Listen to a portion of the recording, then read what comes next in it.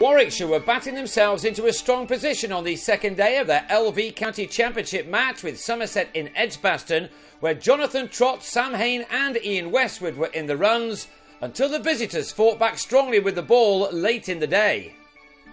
The home team began the second morning after a delayed start of half an hour on 22 without loss in reply to Somerset's 265 all out, and Varun Chopra, in need of some runs after a run of low scores recently, looked to get his side on top from the off.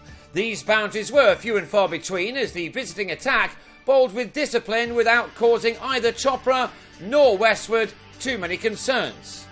Chopra had half of the 66 runs on the board when he cut Craig Overton into the hands of Peter Trigo, the home skipper frustrated to get out when things were just going so well for him and his team.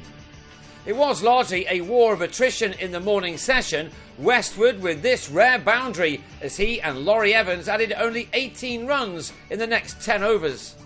Then the latter on 7 was given out LBW to Jim Allenby, who struck in his very first over of the match.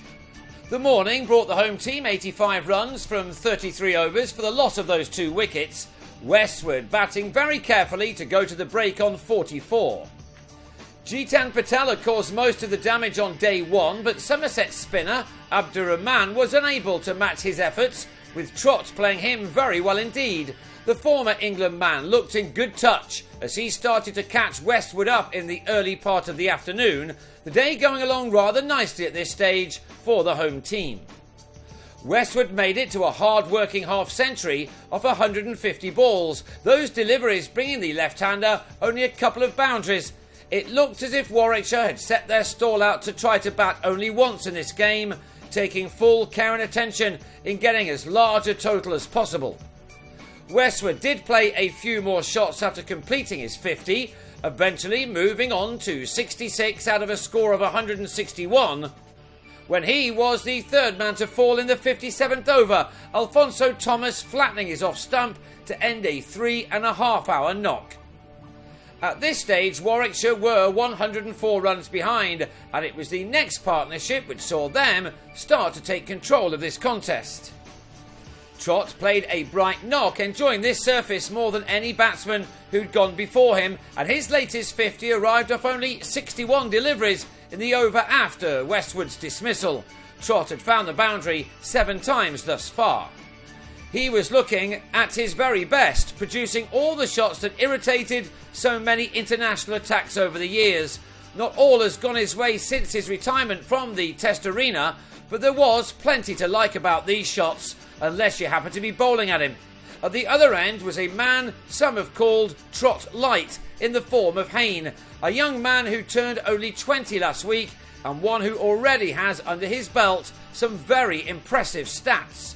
These two continue to frustrate the visiting attack right through to tea, by which time they'd added 49 runs to have their team only 55 behind.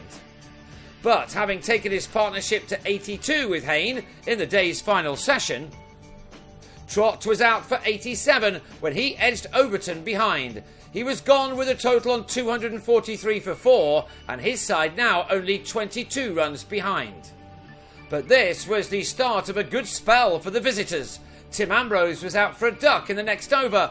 Overton involved again with a catch at point off Thomas.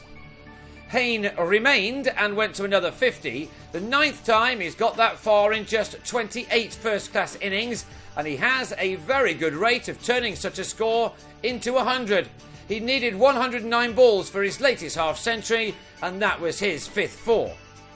Somerset kept plugging away at the other end. Overton was now rushing in, and a swinging ball was helped into the hands of Tom Cooper by Ricky Clark, who was out for 1. Chris Wokes fell to the same combination for 8, using the back of his bat, and from a very strong position of 243 for 3, Warwickshire had now slipped to 275 for 7, their lead standing at only 10.